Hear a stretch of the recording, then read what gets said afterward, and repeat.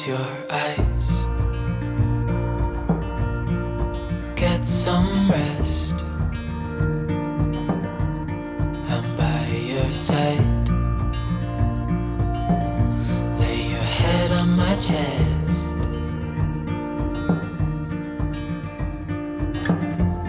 I know you've had a really bad day.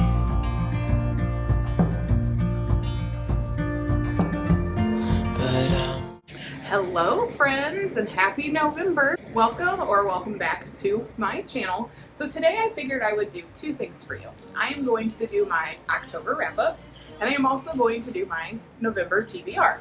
Grab yourself some coffee, pull up a chair, and let's have a nice little chat about how my fall is going.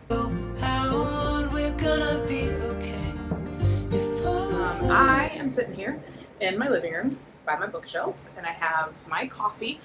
I go to Dunkin' Donuts because Starbucks is just a little too expensive for my taste. So we ball on a budget, and so I am very excited about peppermint mocha season. And so when they released their peppermint mocha, I texted my lovely husband this morning and I said, "Ooh, Dunkin' has peppermint mocha," and he says, "Okay, I'll get you one." And so this is an iced peppermint mocha coffee with almond milk and Splenda. So that's what I'm drinking because I'm very excited. Yes, it is still fall. Yes, I am still doing some spooky reads, but I am also very, very ready for Christmas. So first things first, my October wrap up.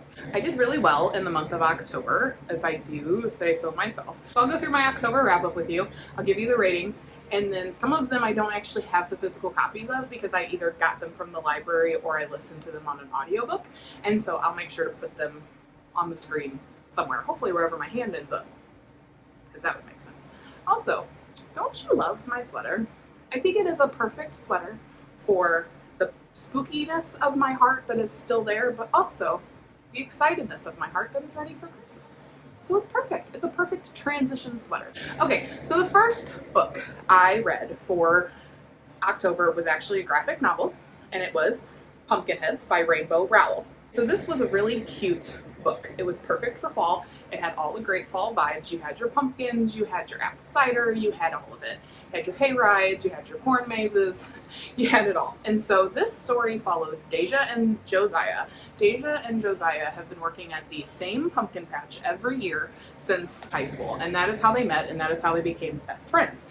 But this particular season is their last season because they're going to be starting college in the fall, and so they won't be able to work at the pumpkin patch anymore. Deja decides to spend their last night chasing down and trying to get Josiah to talk to this girl of his dreams that he has liked every season that he has worked at the pumpkin patch. And so that is what they, excuse the grunting of my dog. So that is what they're doing. They spend their night trying to track down this girl that Josiah has a crush on, and she just seems to keep evading them. No matter where they go, no matter where they look for her, they can't find her. But they spend the night doing some fun things, hanging out, enjoying the pumpkin patch for what it is rather than actually working it, because when you work at something, you don't always get to enjoy the fun factor of it. And so they decide to spend their evening getting in all the fun they can and tracking down this girl that Josiah likes. So I gave this book 4 stars. It's very cute. The graphics, the illustrations are super beautiful. It was great. It was wonderful. The second book I read for the month of October was Through the Woods by Emily Carroll. So Through the Woods is another graphic novel, and it is a collection of creepy, spooky kind of stories. I also gave this book 4 stars. It's just a collection of very strange, very weird stories. It was a little strange. It was definitely not my normal type of graphic novel, but it was good. It definitely got a 4 star for the spook factor. So yes, it was good. It was very good. The illustrations were also really beautiful, and so it was a great little read to kick off the month of October. The third book I have for the month of October is For Your Own Good by Samantha Downing. I listened to this book in my car on my ways to and from work, on ways to pick up my kids, things like that. And it was really good. It was really creepy. It was really spooky. So it follows a teacher who is working at a private school. It actually follows different perspectives, but for the most part, you're following Teddy, who is a English teacher at a local private school, and he certainly has some thoughts about the kids that he teaches. Yeah. And so you start to kind of find out that he starts doing some weird things, and it's hard to tell you really what's going on without giving things away, and so I don't really want to spoil anything for you, but it is really good, and I gave it 4 stars. It was appropriately creepy, appropriately strange, and you kind of wonder about the sanity and the mind work behind Teddy. And so he definitely thinks that he knows what's best for his students, even if it means murder. So let's just leave it at that. So it was really good. I gave it 4 stars. Yeah, it was a trip, let me tell you. So the next book I read for the month of October was Bunny by Mona Awad. So I gave this book 4 stars. This book is very strange. I like to tell people that if you enjoy cult books or hive mind kind of books, you will probably greatly enjoy this. So this book follows Sam, who is in college and is taking college classes. But it also follows this group called the Bunnies. They're kind of like the popular girls, the clique, and they all call themselves Bunny. They all call each other Bunny, and they just love each other, they just hug each other. And Samantha's always on the outskirts, is always watching them, is always kind of maybe wondering about like what they're about, how their friendship works, things like that. Well, one day she gets invited to join their smut club. So she goes and she starts to kind of learn more about these girls and what they do. And it's all very strange. She ends up taking part of like a ritualistic kind of thing off campus with the girls in their workshop. And so strange things start happening, and eventually Samantha just gets all tied up in it and forgets about the rest of her life, basically. So it was very good. It was very funny. It was very snarky. If you really like a cult kind of vibe, then this is definitely for you. It was strange, and it's still even hard for me now to explain it to somebody that maybe asks about it. I'm like, I don't really know how to explain this book to you. I just don't. It's weird. I'm gonna leave it at that. It's weird. So the next book I read, I actually have the physical copy for, and when I tell you that I have been dying to read this book for longer than I could even admit to you, I really have. And it's just because I've heard all the great vibes, the found family vibes, all of that, and it's just supposedly like a warm hug, and I could not agree more. And so that is House in the Cerulean Sea by TJ Klune. This book, I am sure a lot of you that are watching right now have probably read this book, and if you haven't, please go buy it. It is so very cute. It is so funny. It's so whimsical. So it follows Linus. Linus is basically a caseworker specifically assigned to magical beings.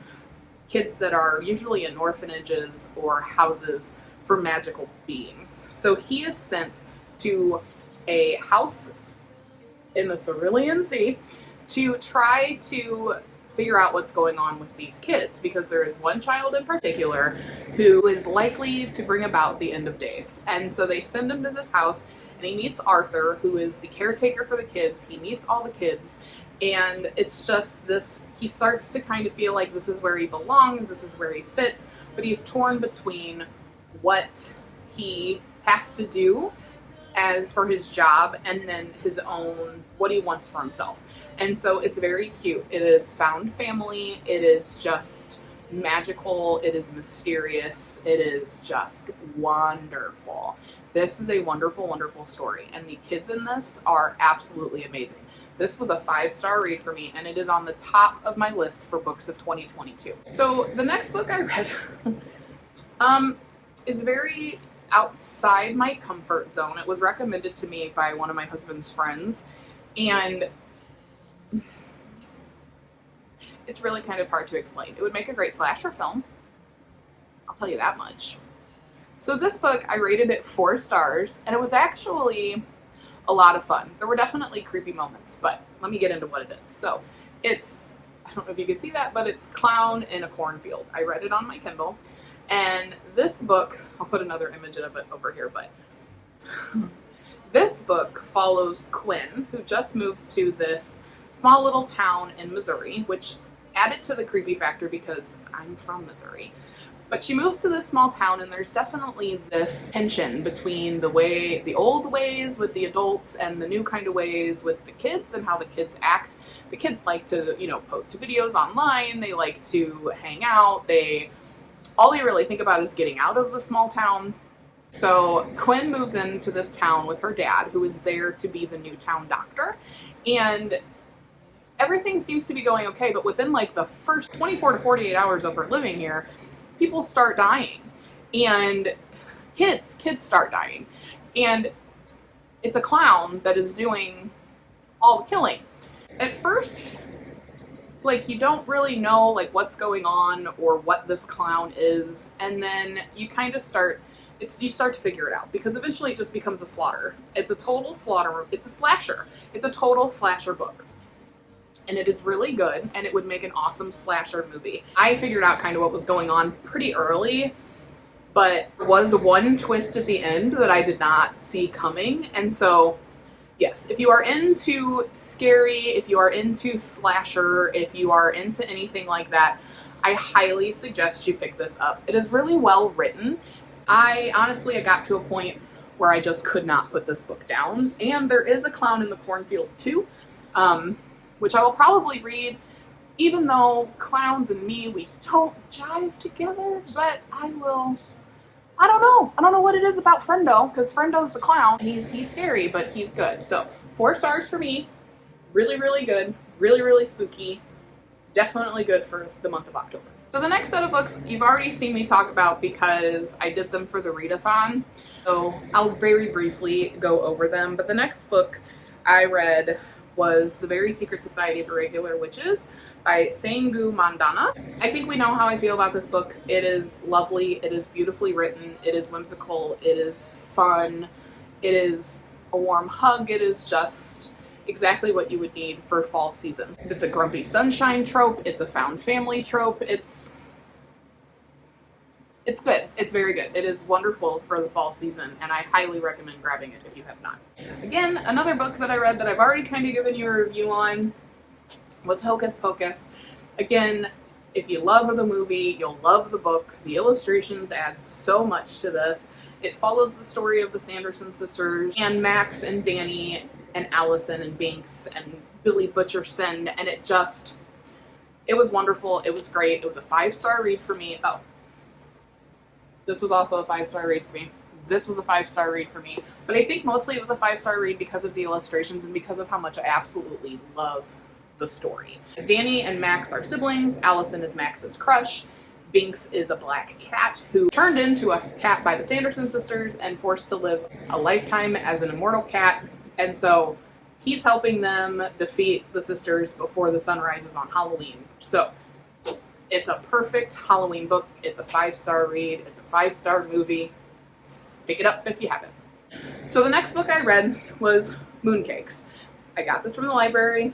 I sadly had to return it to the library. So this is a graphic novel, and it is written by Suzanne Walker. Mooncakes follows Nova, who is a witch, and Tam, who is a werewolf. And Nova works in a bookshop with her grandmothers. She and Tam were very close growing up. Tam left town right after high school, but on a particular evening in the fall, Tam returns because there is a beast or a demon or an apparition, whatever you want to call it, that is stalking the little town in which they live and is looking for werewolf magic. So Tam comes back into town to fight the demon and to use their werewolf magic to do so, and then Tam and Nova run back into each other. Romance ensues, and they work together to try to stop this demon who looks like a horse, for now. So, it's got a great little storyline. It's very short. It's very quick. The illustrations are great. It was a 4-star read. There's a little twist in the story that kind of makes you go, whoa. So, it was very cute. It was very adorable for fall. There is a second one out, which I do plan on trying to pick up at some point. But yes, it was a 4-star read. It was really, really cute. It's a great fall read. And then I got to read, and I gushed over this one in my last video. It is a 5-star read. It is going to be on my list for favorite reads of 2022, and that is The Dead Romantics. You guys, this book, it is so good. And if you're hesitant to read it, because I've seen some comments that are hesitant to read it because you're not sure how it's going to end, because you don't know like how it works when there's something with the human and or with the living and the dead. It's worth it. It's 100% worth it. Pick it up, please. It is so fantastic. The story is so fantastic. It is funny. I was laughing out loud within the first couple chapters. Florence is a very relatable character. Her roommate Rose is also a very relatable character. It's just, there was nothing I did not like about this book, and that is saying something. It is a 5-star read. I highly suggest picking it up. I've gushed enough, thanks. So then the final book I got to read for the month of October was Empty Smiles. Empty Smiles is written by Catherine Arden, and it is the 4th and final book in her series, her Small Spaces series. Small Spaces series follows Ollie, Brian, and Coco, and they're all in the same 6th grade class. And in the first book, they form an alliance because Ollie has gotten her hands on this book called Small Spaces, and they're on a field trip to this farm, and she ends up leaving because creepy things started happening, and the bus driver said you might want to get off the bus. So she ends up running off the bus. Brian and Coco follow her, and then a night of nightmares ensues, and they are suddenly being followed by this entity called the Smiling Man, who is out to make their life a living hell. Let's just say that. It's a 4-book series. This one I gave 4 stars to. I think I've given 4 stars to the entire thing, and I listened to it because, as I've probably stated before, when it comes to middle grade books, which these are middle grade books, I would prefer to listen to them than read them. And I don't know why that is, but I do. So I gave 4 stars to this one, mostly because I remember looking at the time left on it, and it had like 20 minutes left, and I was like, okay, how are they going to wrap this up in 20 minutes? Because they were in the middle of something huge, and it all just kind of, it rushed. It just completely rushed, and I was not impressed with rushing because I have spent 4 books with these characters, and so I was a little upset that it was rushed. Otherwise, it was great. Again, this book is set in a carnival, so there are clowns, and honestly, I think this book described creepy clowns and their weird mannerisms a lot better than even Clown in a Cornfield did. But then again, I can't tell you that because then it would spoil it, so never mind. So I highly suggest, if you like middle grade, then go ahead and grab these books because they are really good, they are really cute, and they are really spooky for being middle grade. So I highly suggest grabbing them. I will put them all here in front of my face. And then so far this month I've already read 1 book, and that is The Woman in the Library. Again, I mentioned when I did my library haul, I had to wait forever to get my hands on this book, and I kind of understand why. It was fantastic, and I wanted to mention it now because it's not going to be in my TBR because I've already read it, but it will be in my November wrap-up. But I wanted to go ahead and mention it now because it was really, really good. Let's just say that. And it had me second guessing absolutely everybody in the story because it all starts with a scream in the Boston Public Library. And so these 4 people come together and they form a friendship over a mutual discussion of where the scream came from. And you find out a lot about their pasts and their histories and things that, you know, they've lived through. And you're always like, wait, who did it? What's going on? One of them's a murderer because it says so on the back. And so you're trying to figure out who the murderer is. And the ending just went whoop. And I was like, wait, what? So yes, that's The Woman in the Library, written by Solari Gentile. Moving on to part 2 of this video. So I'm going to go ahead and give you my November TBR. And so the first part of November, I've kind of decided that I'm going to stick with fall, somewhat spooky kind of books. And then towards the end, I'll get into my Christmas books. And so, y'all, I'm excited. Some of these books, again, I do not have the physical copies for because I'm waiting for them at my library.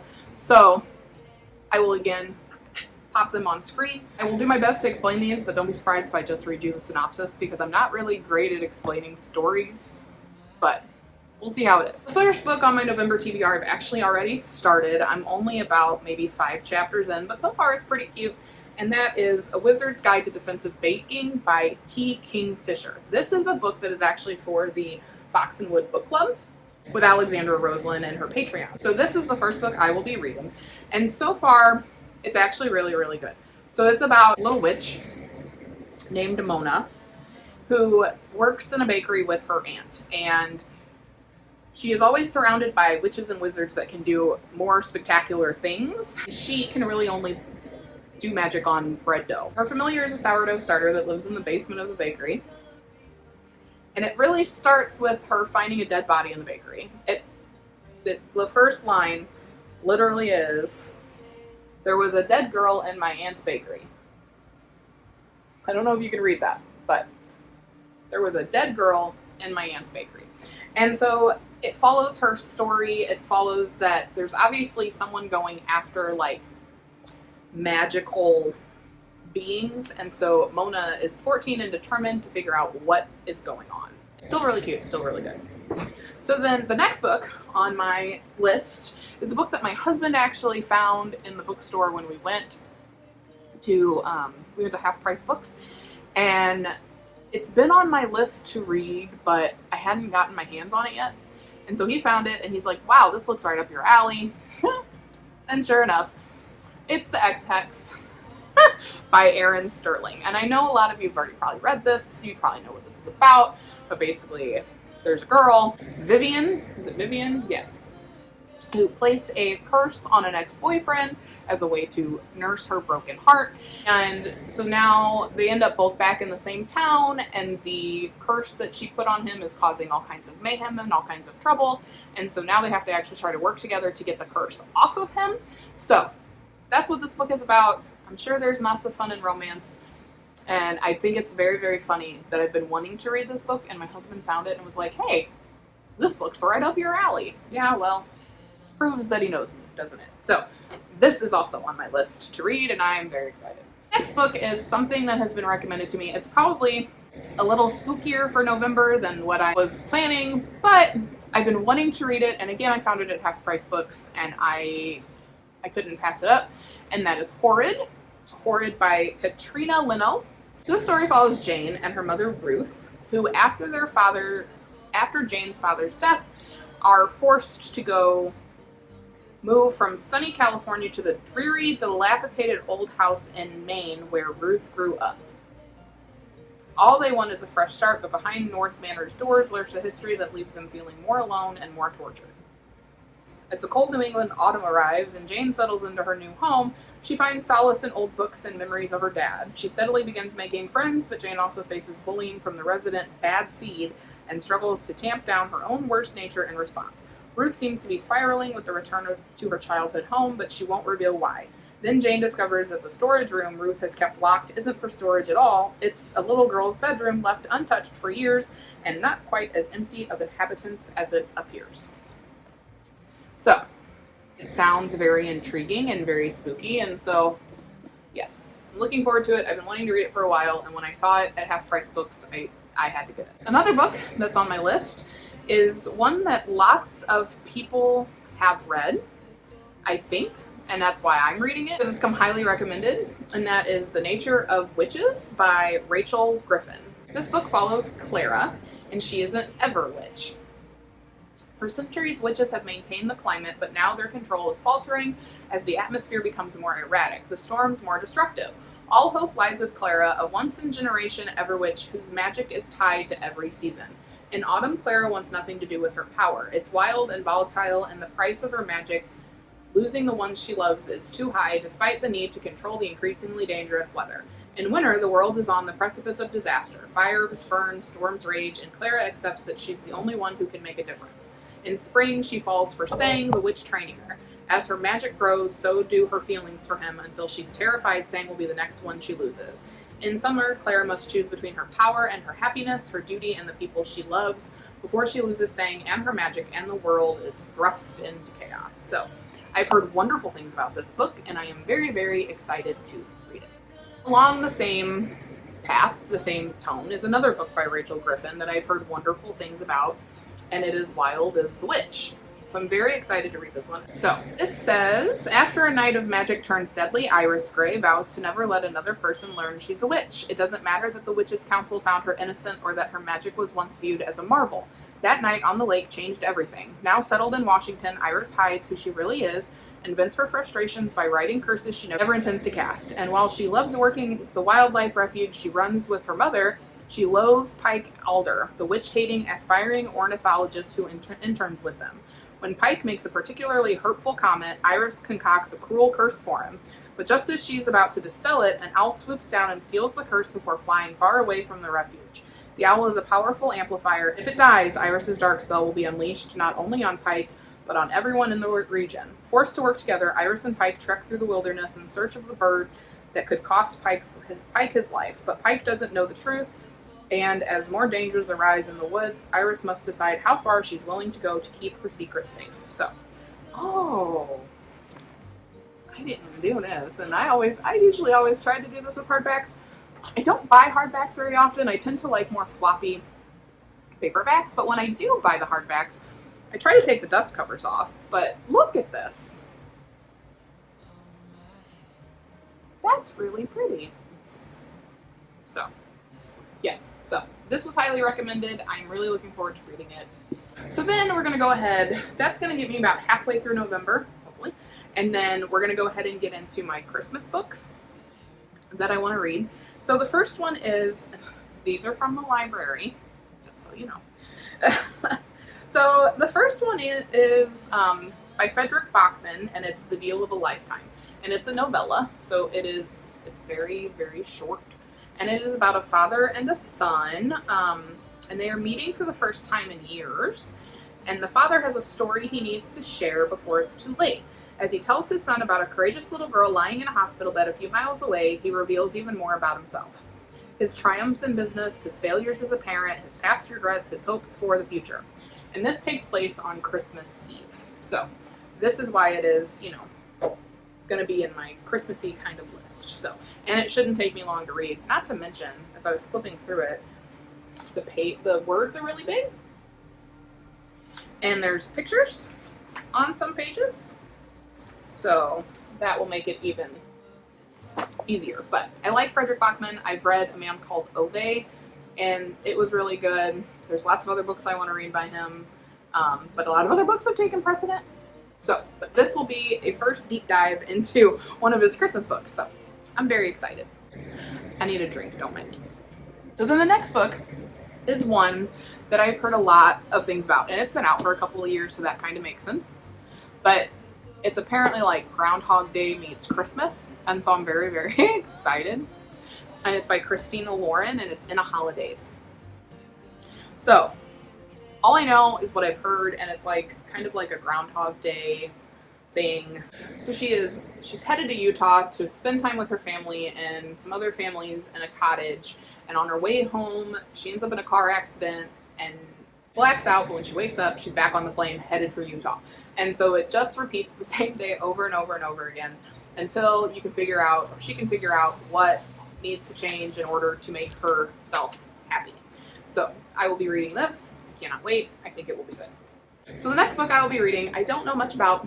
It's on its way to me from the library. And so that is The 12 Sleighs of Christmas. So I figured, you know what? It's November. We can add a little spooky, right? And apparently it's a murder mystery. And it's written by, I have it right here, Jacqueline Frost. And so this says, when Holly's fiance cancels their Christmas Eve wedding, she heads home to Mistletoe, Maine for Christmas. Things get worse when the president of the Mistletoe Historical Society, Margaret Fenwick, is bludgeoned and left in the sleigh display at Reindeer Games, Holly's family tree farm. The murder weapon is revealed as one of the wooden stakes used on the farm. Sheriff Evan Gray turns to Holly's father, Bud, and the reindeer keeper, who were each seen arguing with Margaret just before her death. But Holly knows her father and is determined to exonerate him. So, a little murder for Christmas. Why not? why not? So keeping to that same tone, I will be reading Murder for Christmas. And it is by Frances Duncan. And so what the synopsis says is a festive mystery for the holiday season. Mulled wine, mince pies, and murder. When Mordecai Tremaine arrives at the country retreat of one Benedict Graham on Christmas Eve, he discovers that the revelries are in full swing in the sleepy village of Sherbrooke, but so are the tensions amongst the assortment of guests. When midnight strikes, the partygoers discover that presents aren't the only things nestled under the tree. There's a dead body, too. A dead body that bears a striking resemblance to Father Christmas. Ho, ho, ho. With the snow falling and suspicions flying, it's up to Mordecai to sniff out the culprit and prevent anyone else from getting murder for Christmas. So, bring it on! I don't know who would want to kill Santa, though. I mean, he's Santa. Just give the man some cookies. So the next book on my November TBR is Nick and Noelle's Christmas Playlist. So I am obsessed with the movie Nick and Nora's Infinite Playlist. Now, I don't think it's tied together, but who knows? Maybe it is. I don't know. That might need some digging. So Nick and Noelle's Christmas Playlist is part one of the Mistletoe Romance, out of its 2 books, Mistletoe Romance series. And so I'm very excited. So the synopsis says, Nick Winter is just out of the military and his Christmas homecoming is not going as planned. What was supposed to be a memorable holiday with his longtime girlfriend goes sour when he learns she cheated on him while he was stationed overseas. At least Nick can rely on his usual shift at the family Christmas tree farm with his best friend Noelle Carter and her endless supply of Christmas tunes to lift his spirits. A night of fun together is just what he needs to forget about his ex. But then they kiss, and it feels so right. If Noelle can turn Nick's blue Christmas merry and bright, this might be the last Christmas Nick spends with a broken heart. This year, they'll be rocking around the Christmas tree as a couple, as long as Nick's ex doesn't go standing under any mistletoe. Don't ruin someone's happiness. Don't ruin someone's happiness. So that does it for me. That is my October wrap-up and my November TBR, and I am so excited to start getting into the Christmassy books, the Christmassy season. I took down all my Halloween decorations and now my house just feels empty. And I'm sad. But I still have my fall decorations up, so I guess that'll have to do. So, if you're curious to know what I read in September, because I started spooky season in September, let me know and trash man.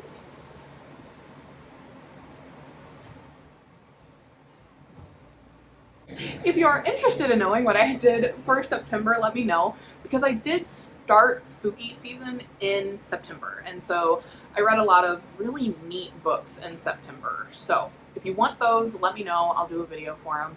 Otherwise, I will see you next week. I'm going to do my very first weekend vlog this weekend. I'm going to start it this weekend, and we have some fun things planned, so I'm very excited.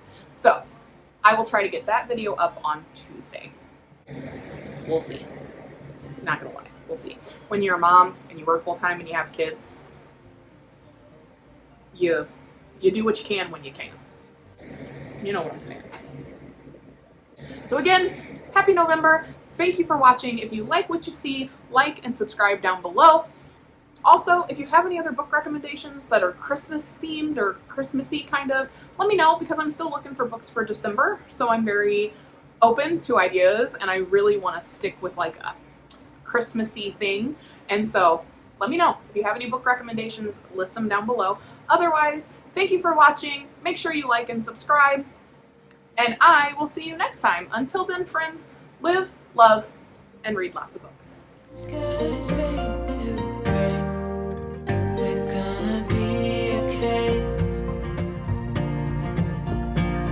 I forgot to mention that you should stick around after the fare thee well, because you will get some nice little shots of me and my family from Halloween and kind of some silly videos of my husband. So until next time, bye bye! I'm by your side. Lay your head on my chest.